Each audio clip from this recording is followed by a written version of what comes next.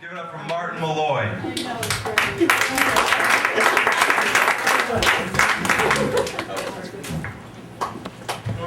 Hey people, school starts for me tomorrow. I go to school at Cleveland State University, and there's a lot of student groups at school, but I don't mind because I go to their meetings and get free food.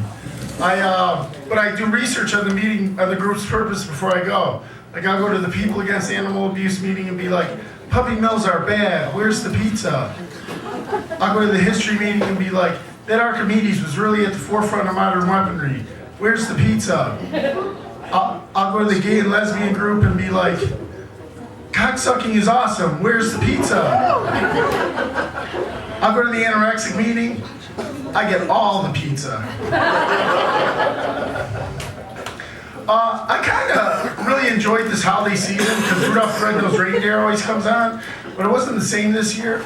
Usually the message to Rudolph the Red-Nosed Reindeer is it's okay to be different, but now that Aflac Insurance uses the characters from Rudolph in their commercials, now the message is it's okay to be different as long as it's not a pre-existing condition.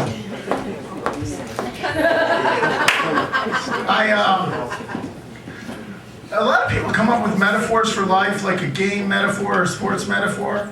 I think life's a lot like a video game, and God's really a video game fanatic, and He created Earth to make a realistic video game. And apparently the point of this game is to drive me insane. You win, God. Go play Pac-Man. I won some money in the lottery. Lottery's really just a tax on poor people. They name the games fancy things to get you to buy the tickets, like Lucky Sevens, Diamond Dazzlers, Monopoly.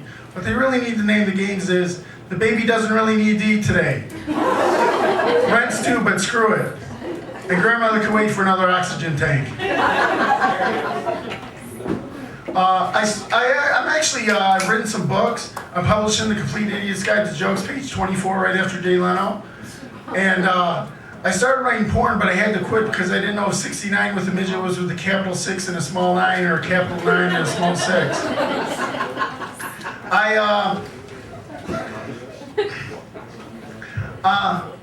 Have you ever seen a really fat guy and he's in a bad mood, and you know he's in a bad mood because he's a really fat guy?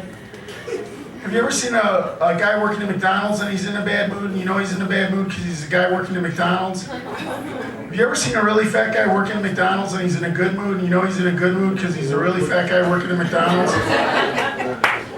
I'm not that good at this comedy thing, so I'm just going to introduce the next comedian.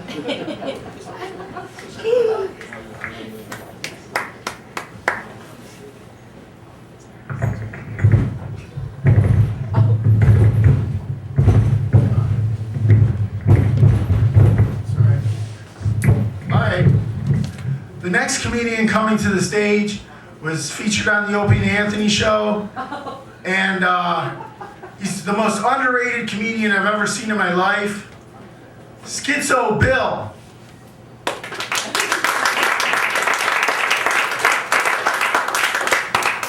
Hi, my name is Bill, and I'm schizophrenic. This comedy set is dedicated to all the deaf schizophrenics that can't hear their voices. It's all the schizophrenics that thought they were Jesus. They all drowned.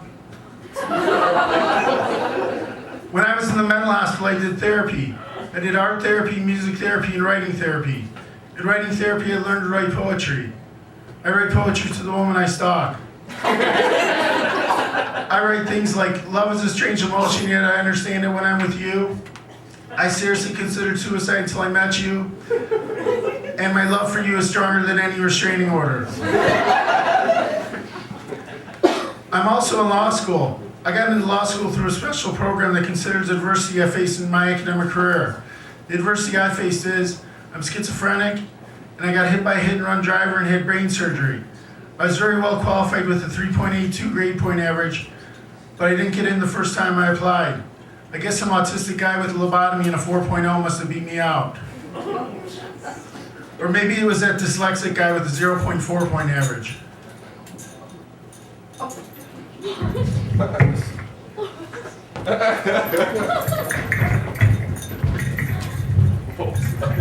Thank you.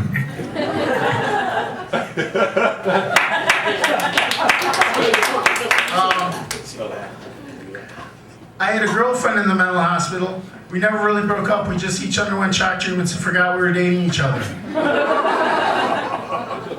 That was a problem. I used to forget things in the mental hospital after I had shock treatments. Like I used to loan some really creepy guy named Jeff $5 and forget who I loaned it to. So I got smart and started writing things down I needed to remember. And here's a list from 10 or 15 years ago.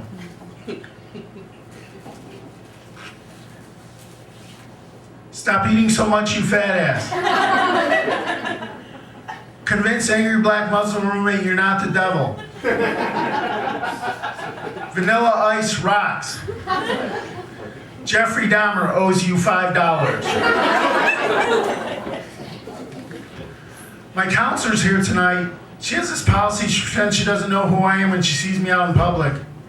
That's cool. I pretend I don't know fat chicks. Hi, Debbie.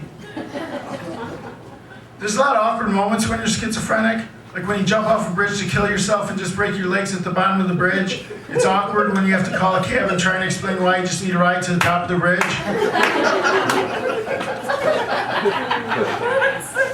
I've got some jokes about my toenails, but they're kind of long.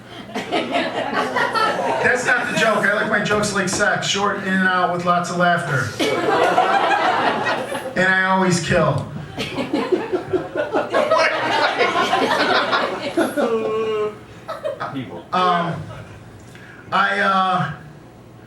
My illness robs me of the ability to feel emotion or compassion like normal people. That's why I'm a Republican. I'm kind of invisible to beautiful women. Maybe it's because I'm overweight or because I'm totally insane, but I find that when I'm armed, they can see me.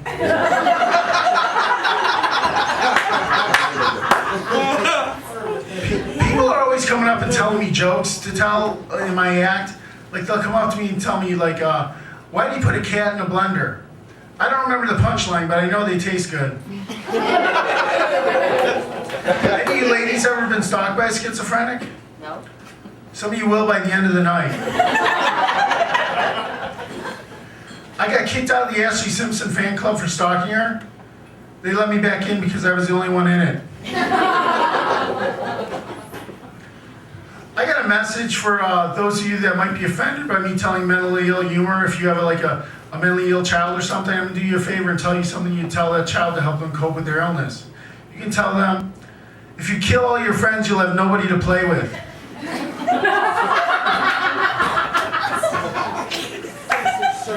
And you can also tell them the insanity defense is not a license to kill. Actually it is, but just tell them that.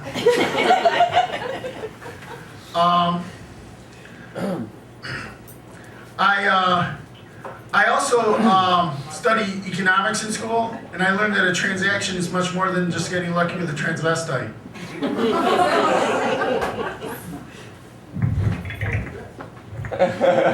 Let's give it up for SkitzoBill. That was awesome.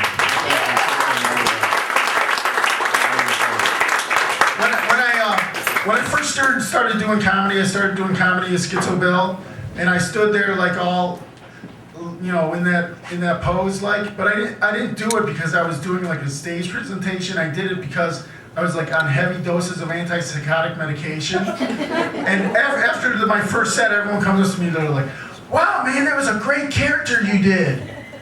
I'm like, "Oh yeah, what character?" So that's how SkitzoBill was born, thanks to modern antipsychotic medicine. I'm getting a little bit better now, so I'm trying to find my new stage presence, which I'm working on currently. Anyway, I really did win $50,000 in the lottery, and I took some of my winnings and started a 900 number suicide hotline. For $20 a minute, I'll talk you out of committing suicide. If it goes past a half hour, I'll clean up the mess.